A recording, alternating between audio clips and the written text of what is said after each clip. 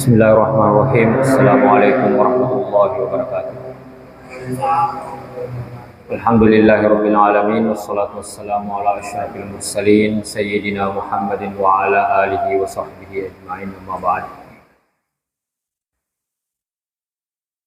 Rabbi shrah li sadri wa yassir li amri wahlul 'uqdatam min lisani yafqahu qawli. Allahumma dzakkirna mimma nasina wa 'allimna mimma jahilna. Subhanaka la ilma lana illa ma 'allamtana innaka antal alimul hakim. Amin ya rabbal alamin.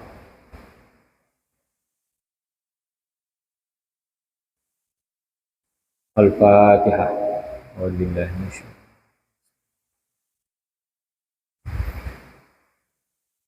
Iyyaka na'budu wa iyyaka nasta'in. Al-Maghdubi 'alaihim waladdallin. Amin.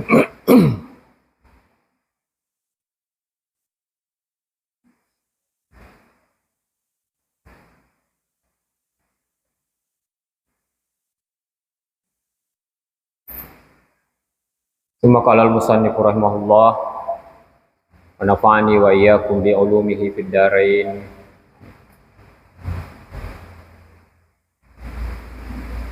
Wa laysa ta'addudu syarran 'alal mar'ati da'iman. Wa qad takunul mar'atu fi hali tastaujibu ayyatazawwaja bi ukhra limaradiha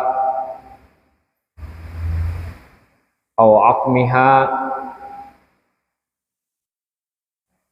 fayakunu az-zawju baina amrayni al-farqu awiz zawaju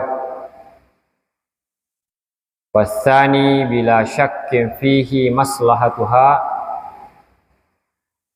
fawqa ma fihi min adalatin min dzatihi.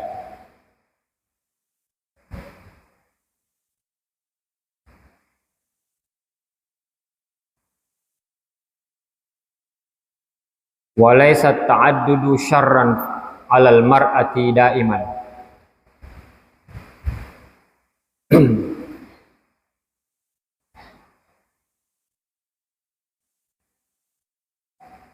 Dan berpoligami atau beristri lebih dari satu laisa daiman syarran 'alal mar'ati, bukanlah selama-lamanya buruk terhadap istri.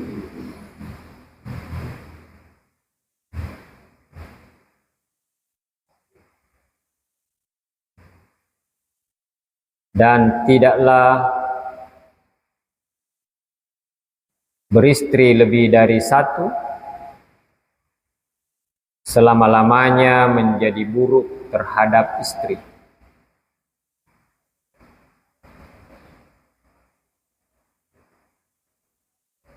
Faqad takunul mar'atu fi hali tastaujibu ayyatazawwaja bi ukhra limaradiha aw aqmiha. Maka kadang-kadang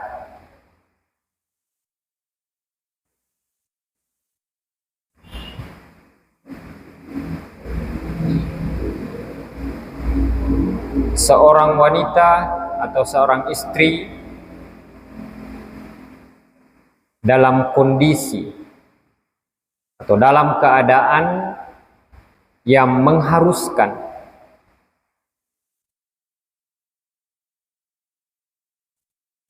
ayyatazawwaja, suaminya beristri bi ukhra, dengan wanita lain,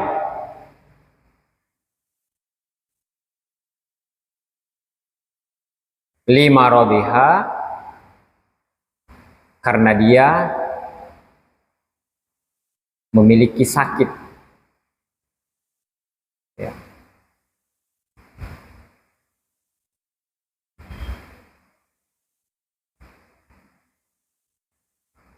Atau akmiha karena mandul, ya.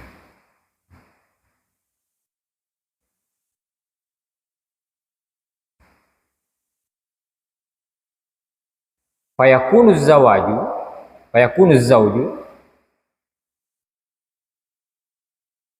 baina amrayni,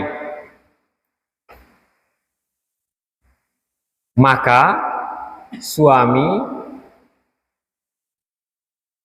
antara dua opsi, dua pilihan.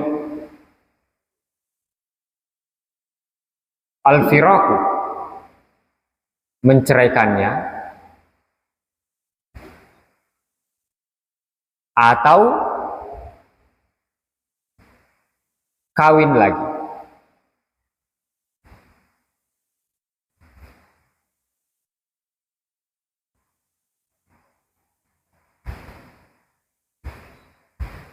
Wasani, dan yang kedua, bila syakkin fihi maslahatuha, tidak diragukan lagi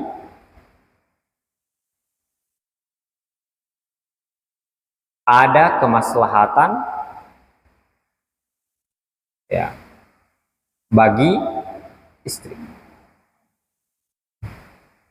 ya, dalam dua kondisi itu tentunya, ya, fil firaki atau fil zawaji.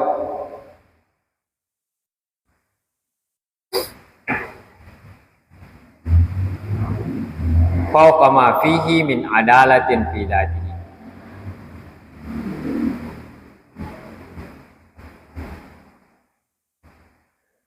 lebih dari semua itu, ya, adalah keadilan itu sendiri,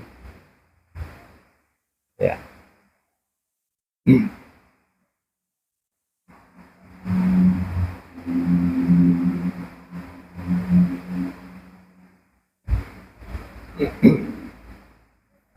Jadi dalam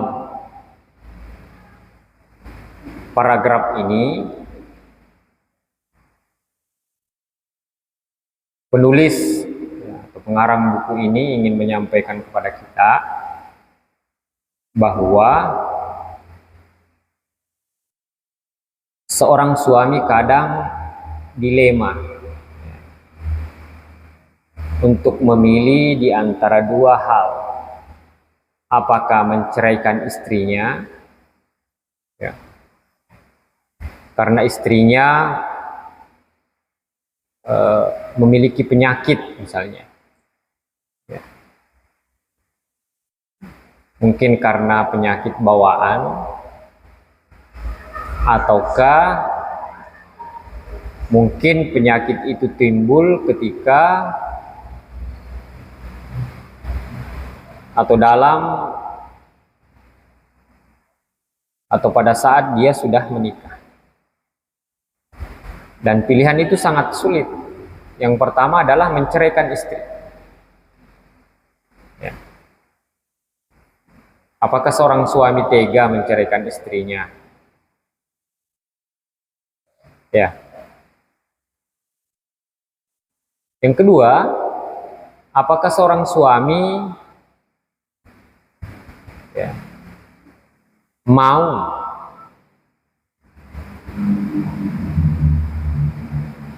menduakan istrinya? Ini dua pilihan yang berat.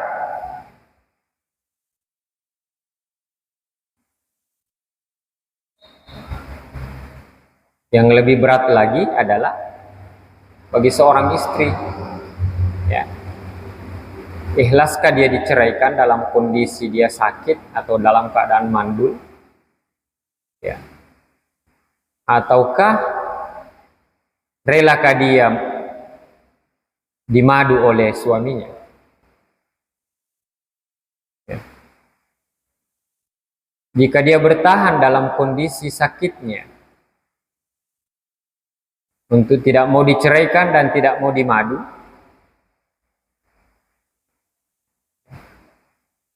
maka mungkin bisa berdampak negatif kepada siapa? Kepada suami. Ya. Mau diceraikan atau dimadu?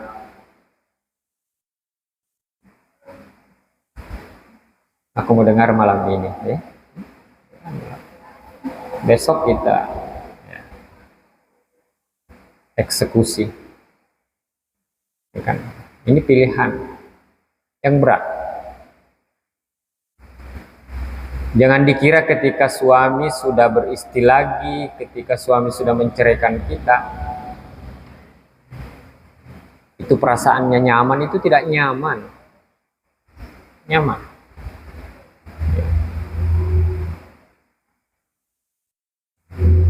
Teman saja ketika pernah sekamar beberapa tahun, beberapa bulan saja, pasti saling merindukan.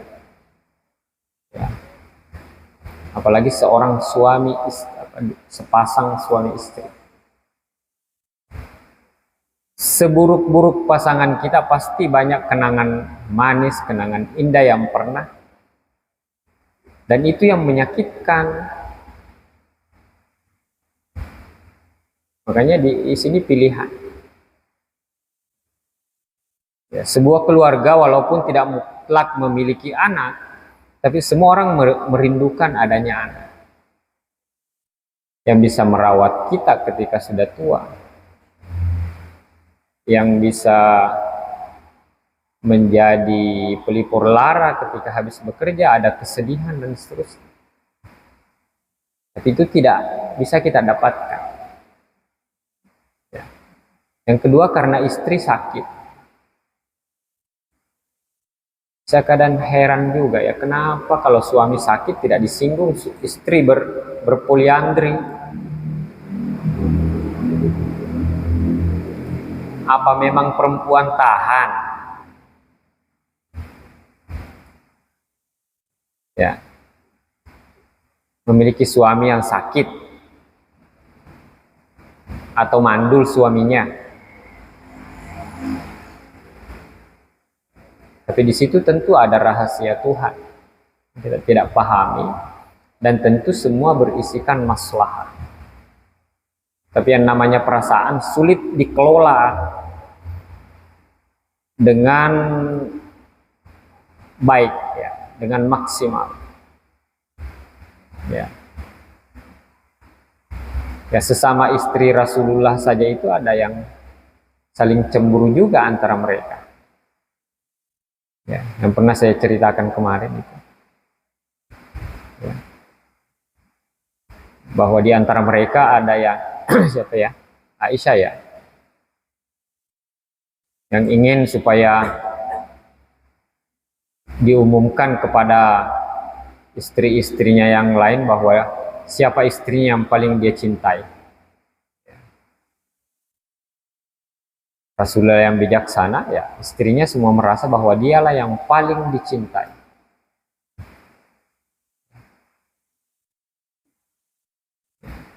Tapi naluri wanita menginginkan cinta suaminya tidak boleh dibagi. Itu naluri.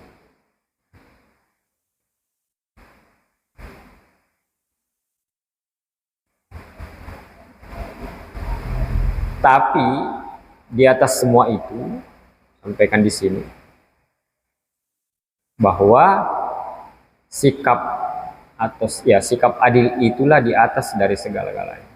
Bagaimana seorang pasangan ketika dia harus memilih untuk berpoligami, maka dia harus memegang prinsip keadilan di dalam rumah tangga.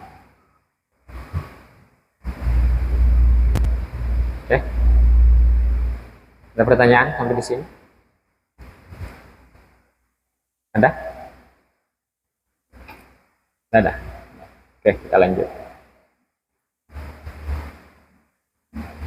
Laqad saral muslimuna min aqdami usurihim ala nidhamin yastabihuna fihi at-ta'adduda.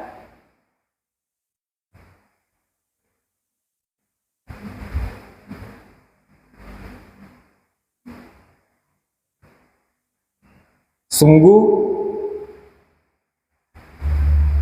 orang muslim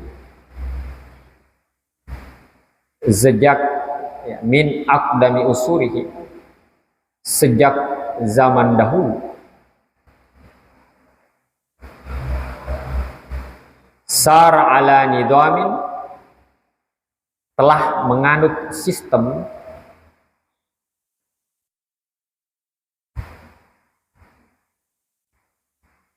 nizam, aturan, tatanan, sistem.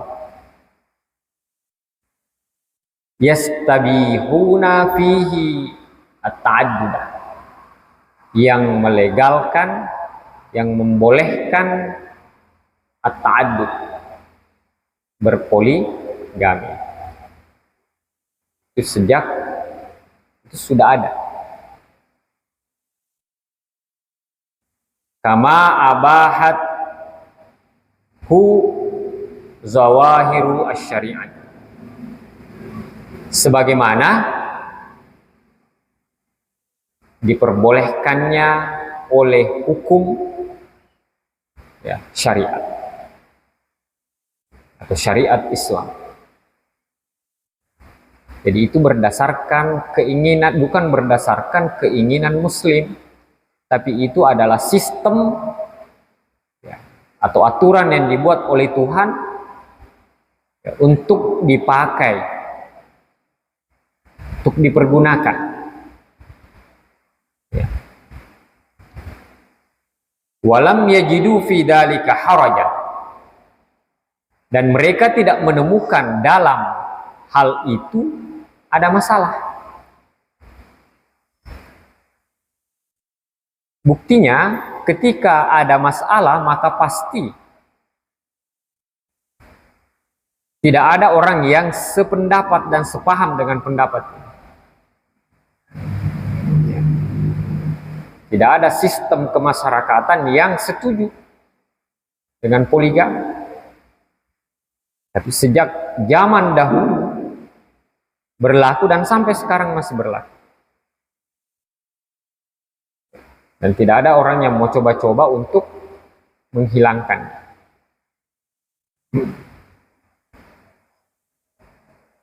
Walam yakun minhum fil jama'ati zulmun,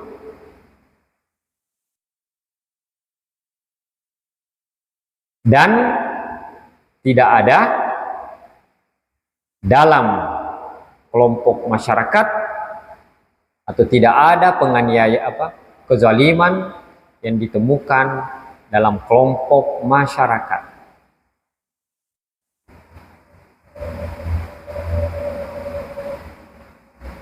Jadi ketika ada kezaliman, maka itu person, bukan karena menjalankan sistem yang diatur oleh Islam. Ya. Maksudnya ini tidak ada kezaliman, orang yang menjalankan sesuai dengan aturan. Tapi ketika berbeda dengan aturan, tidak mau adil, dan seterusnya, tidak bisa memberi nafkah, maka pasti ada kezaliman. Tetapi selama itu ditegakkan, maka tidak ada kezaliman. Ya, menurut survei. Ya. Walamma ghazat Misra wasyarqa al-afkaru al-urubiyah, dan ketika al-afkarul urubiyatu ghazat Misra wasyarqa, dan ketika ide-ide Eropa,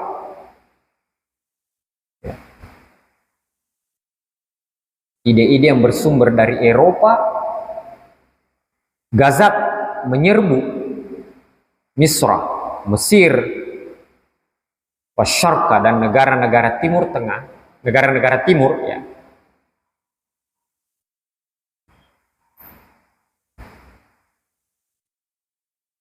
Wahyala tafhamu at-ta'adduda, yang mana mereka tidak mengerti dan tidak memahami ya poligami fi zawaji ya, dalam kehidupan suami istri ya.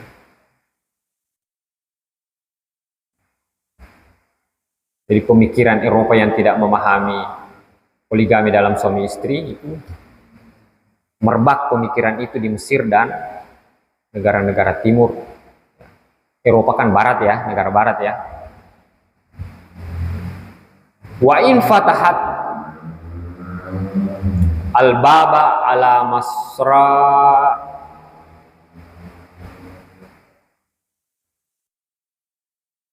masra'ihi ya, lighairi zawaji.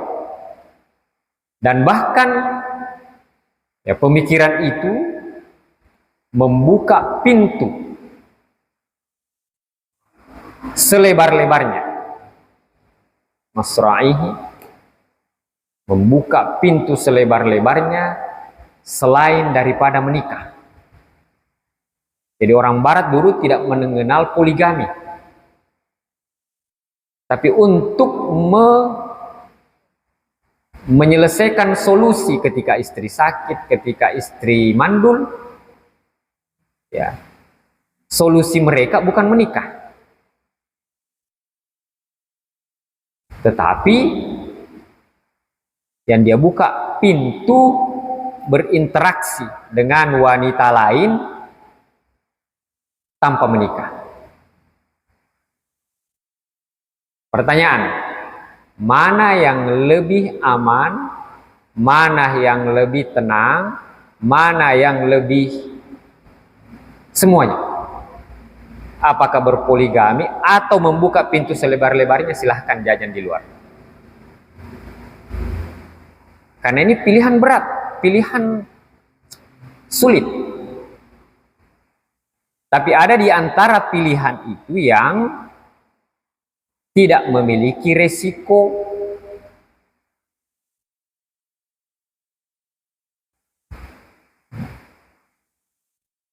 Gitu ya.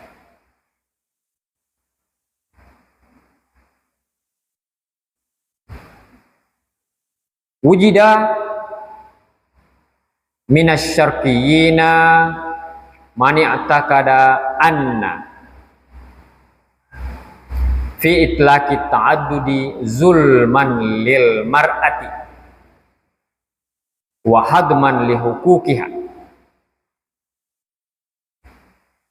Didapatkan atau ditemukan dari orang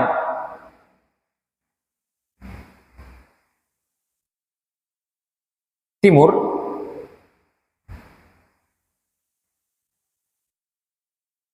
yang berkeyakinan bahwa itlaq ta'addudi, membiarkan berpoligami, adalah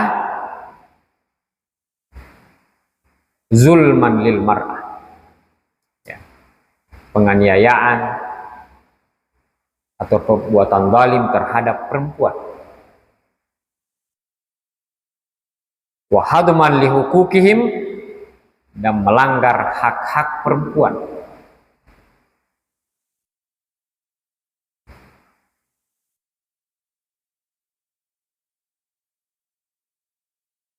Tsummal tafatu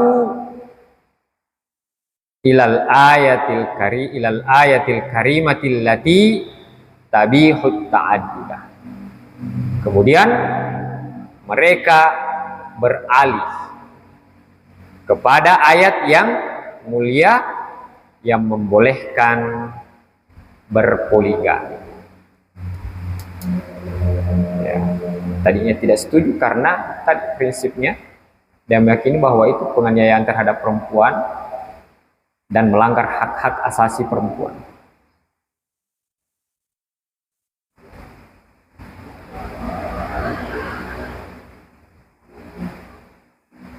Fawajaduha, lalu mereka menemukan apa yang mereka temukan?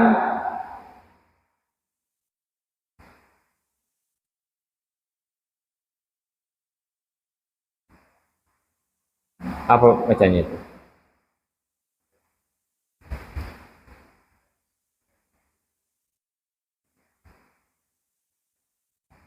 Tafidul ibahatu. Apa?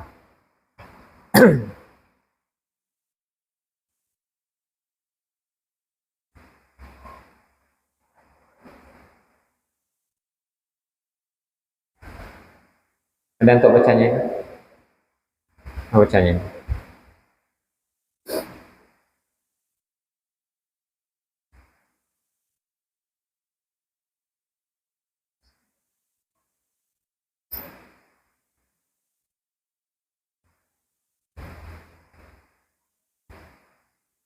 Apa bacanya?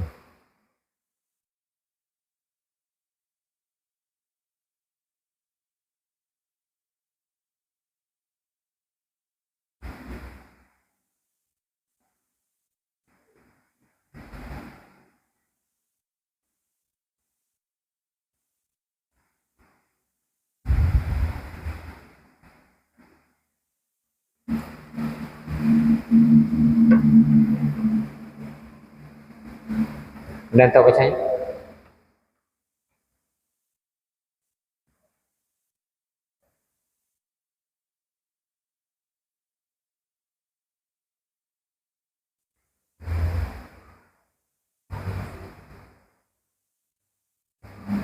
Atau sampai di situ dulu? Cari nanti di rumah bacanya ya.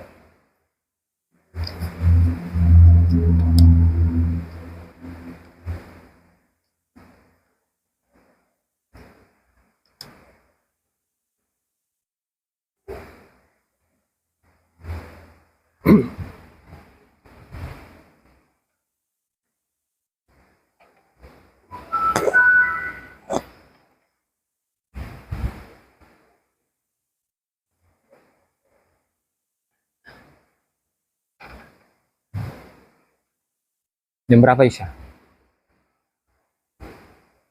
Jam berapa Mas Isya? 42?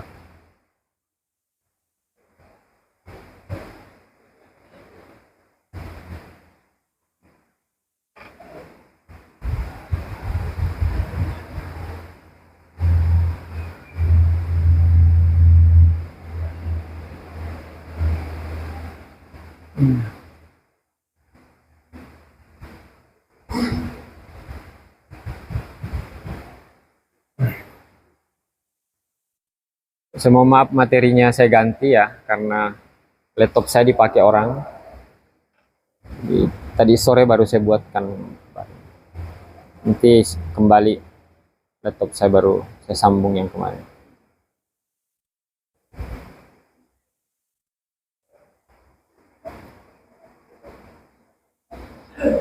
Jelas ya? Ini materi baru.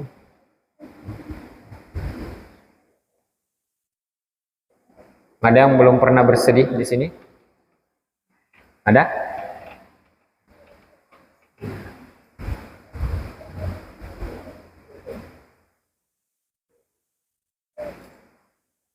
Jadi itu kalau berdoa, Allahumma inni a'udzubika, ya itu doanya. Al-hammi wal hasan. Hammi itu adalah sedih karena faktor yang kita bayangkan di masa yang akan datang. Luluskah saya nanti? Bisakah saya beristri nanti? Bisakah saya bersuami nanti? Bisakah saya memiliki anak nanti? Ya. Hazan adalah kesedihan karena faktor yang terjadi pada saat itu. Karena memang sudah tidak lulus, karena memang nilainya buruk.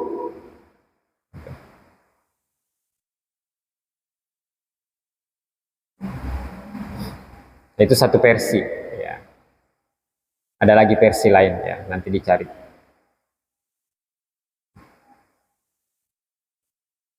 Cara menenangkan pasangan yang bersedih. Bersedih merupakan suasana batin yang tidak bisa dihindari oleh seseorang.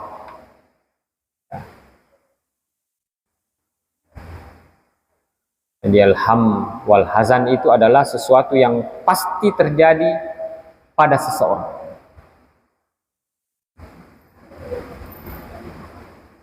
Ketika faktor penyebabnya datang, menghampiri, maka bisa dipastikan perasaan sedih secara otomatis akan muncul.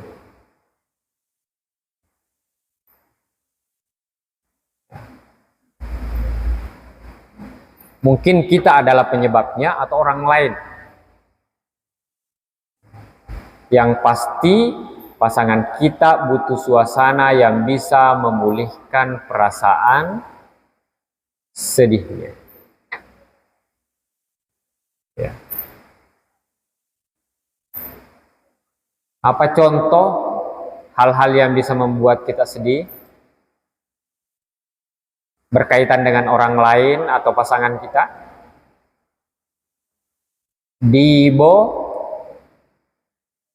Dibohongi, dibodohi. Apa lagi? Dijanji. Di apa lagi? Hanya tidak pernah disarikan, dijanji saja. Ya, minggu depan, tahun depan, bulan depan, besok. Ya, janji melulu. Apa lagi? Dihianati.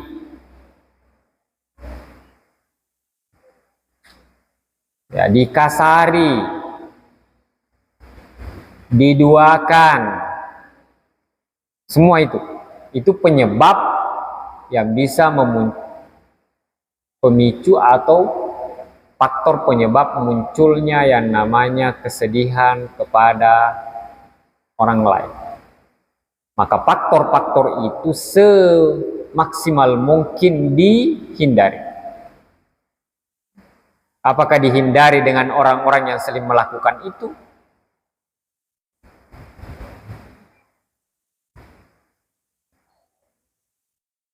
Ataukah kita jangan melakukannya sehingga orang lain bersedih karena kita? Ya. Oke. Berikut cara memulihkan suasana sedih pasangan kita. Ya.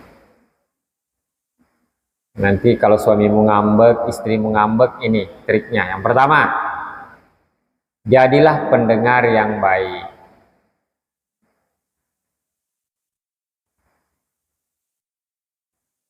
Makanya ada yang disebut dengan siapa? Siapa itu? Teman curhat.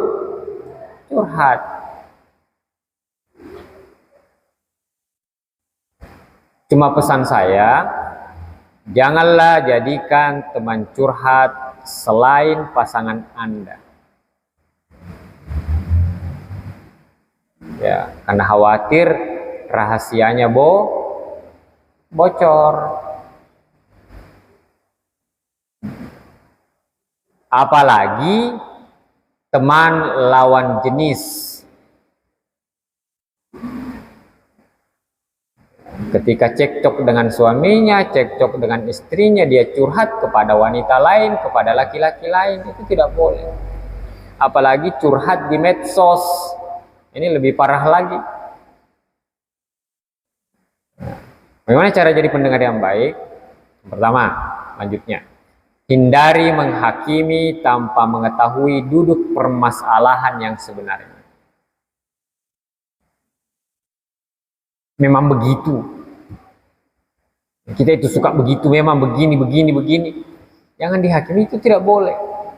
Ketika orang sedih tidak boleh dihakimi, karena kita tidak tahu penyebab dia bersedih.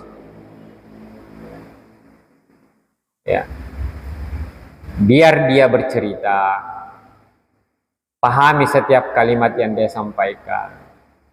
Ya, tatap dia penuh perhatian, pahami perasaannya, dan biarkan dia meluapkan emosinya. Cerita. Apa yang Anda harus lakukan ketika menjadi pendengar yang baik? Kata apa yang Anda harus kuasai ketika yang Anda harus hafal? Ini setiap pasangan harus hafal kata-kata ini. Kata apa? Lalu, terus, bagaimana? Itu aja. Terus. Ya. Itu aja nanti. Tidak usah yang lain. Tidak perlu ditambahi ceritanya, biarkan dia bercerita. Tidak usah masuk dalam narasi yang dia sampaikan. Cukup kata sambung saja. Itu membuktikan bahwa Anda respect terhadap kondisi yang dia alami. Ya. Biarkan dia cerita. Dan biasanya yang melakukan ini adalah perempuan. Cerita seperti ini. Laki-laki jarang itu. Adakah laki-laki yang perlu dikasih kata sambung? Jarang itu. Ketika kamu menemukan suamimu nanti duduk sendiri, dia sebenarnya sedang apa? Sedang apa? Sedang bercerita kepada dirinya. Jadi laki-laki tuh suka bercerita ketika sedih, punya masalah, dia tidak suka cerita ke orang lain. Dia bercerita kepada dirinya. Jadi biarkan dia bercerita kepada dirinya sampai dia lega dan menemukan solusi. Makanya ketika punya anak laki-laki,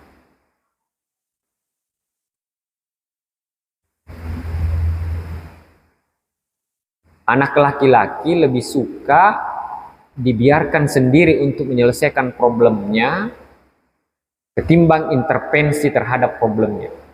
Kecuali ketika dia sudah minta tolong. Nah, laki-laki itu merasa gengsi ketika diintervensi, apalagi kalau ibunya yang intervensi. Siapa yang anu kok? Itu tersinggung dan merasa jadi anak mami. Laki-laki tidak suka jadi anak mami. Ingat, jangan berpendapat jika tidak diminta. Cukup Anda jadi pendengar sih. Jadi cara membukanya adalah bukalah dengan kata-kata ya yang bisa dia merasa bahwa Anda siap mendengarkan apa problemnya. Itu saja. Lalu biarkan dia bercerita. Kamu jangan masuk untuk memberi saran, jangan. Kecuali dia minta, bagaimana menurut kita, apa yang harus saya lakukan, baru masuk. Jangan coba-coba, karena siapa tahu bukan seperti itu yang dia inginkan, itu yang kamu sampaikan. Berbeda ketika dia minta tanggapan kita, sampaikan. Dengan mengatakan, ini menurut saya. Tidak mesti diambil. Tidak mesti kamu terima. Tapi menurut saya seperti ini. Jangan mengatakan bahwa ini yang kamu harus lakukan. Ini menurut saya. Pertama ya. Yang kedua, berikan kejutan. Ya.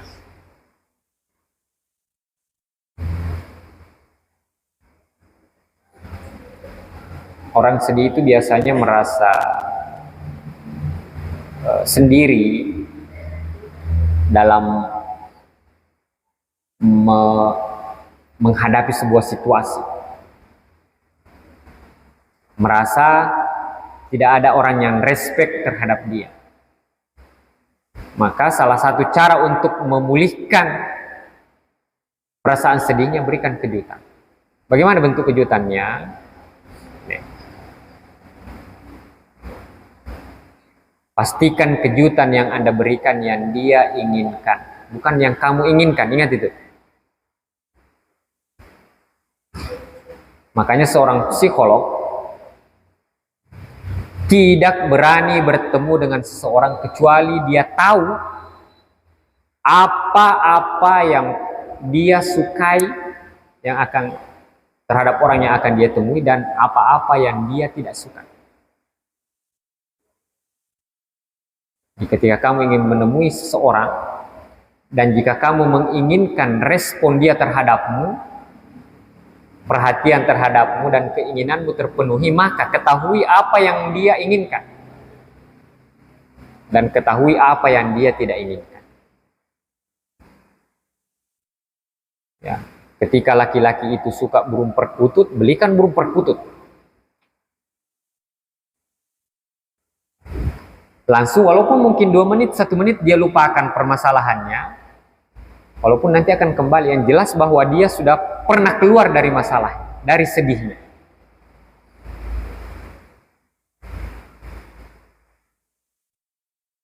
Ya, ketika istrimu nanti atau siapapun yang kamu temui ya, menyukai sesuatu, misalnya perempuan apa yang disuka?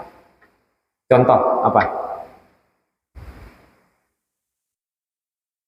yang kalian suka? Apa itu? Ada? Apa? Apa? Hah? Uang? Oh, uang, Bek.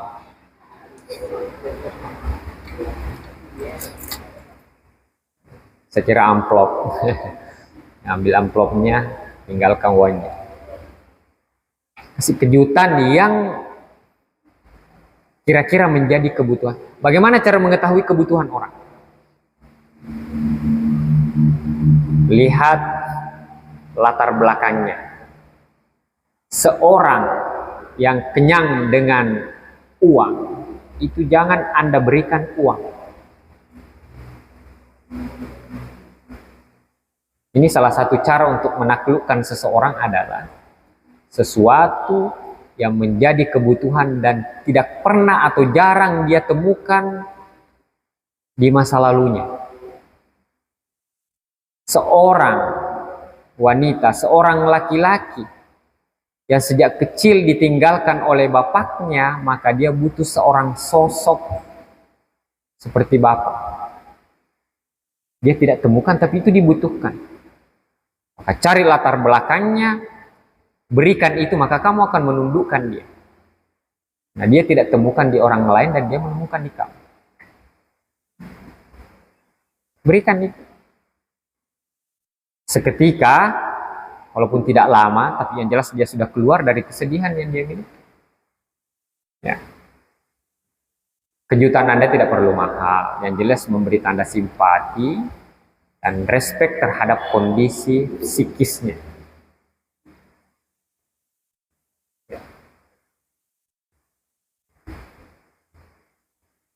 Sulit dicari orang yang mau masuk ke dalam hidup kita dalam kondisi kita lagi terpuruk.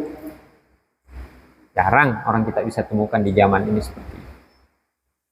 Yang banyak dia ingin masuk dalam kehidupan kita ketika kita lagi, tapi ketika begini turun, jarang yang mau masuk dalam kehidupan kita. Nah, ini cara kedua untuk menaklukkan seseorang. Masuki dia ketika dia dalam keadaan sedih dan penuhi keinginannya. Dicari dan penuhi keinginannya, terutama dalam kondisi sedih.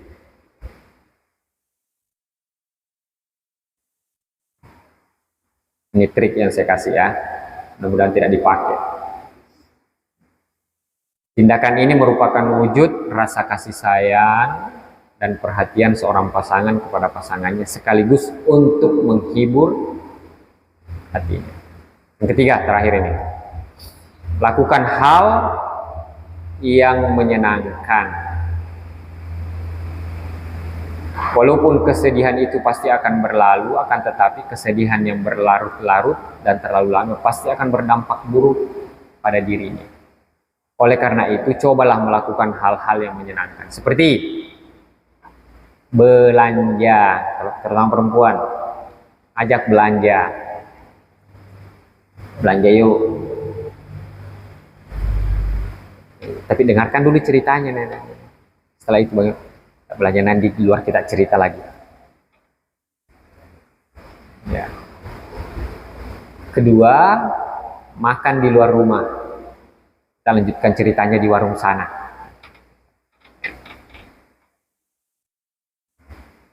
Kalau sudah kenyang, mau tidur itu, pulang mau tidur. Sudah tidur, besok. Tapi yang jelas akar permasalahan kesedihannya itu harus dicari. Dan itu harus, justru itu yang harus dihilangkan. Kemudian rekreasi atau melakukan perjalanan. Jadi rekreasi itu perlu. Ingat ketika Rasulullah SAW berada pada Amul Huzni, tahun duka cita, apa yang dilakukan Rasulullah? Tuhan memperjalankan dia dan merekreasikan beliau sampai ke tempat yang tertinggi dan terindah di alam semesta ini. Jadi kalau sedih jangan tinggal di kamar, keluar kamar. Ya.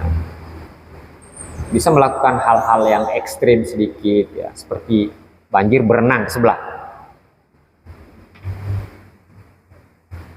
Ada juga biasa itu teori menyelam baru berteriak dalam air sekeras-kerasnya. Ya, jangan berteriak di jendela dalam air, tidak ada yang dengar. Ya, untuk meluapkan emosi. Ya, habis. Besok saya buatkan sambungannya ini. Habis ini baru kita sambung yang lalu ya. Oke, saya kira sampai di situ, mudah-mudahan ada manfaatnya. Mari kita sama-sama berdoa.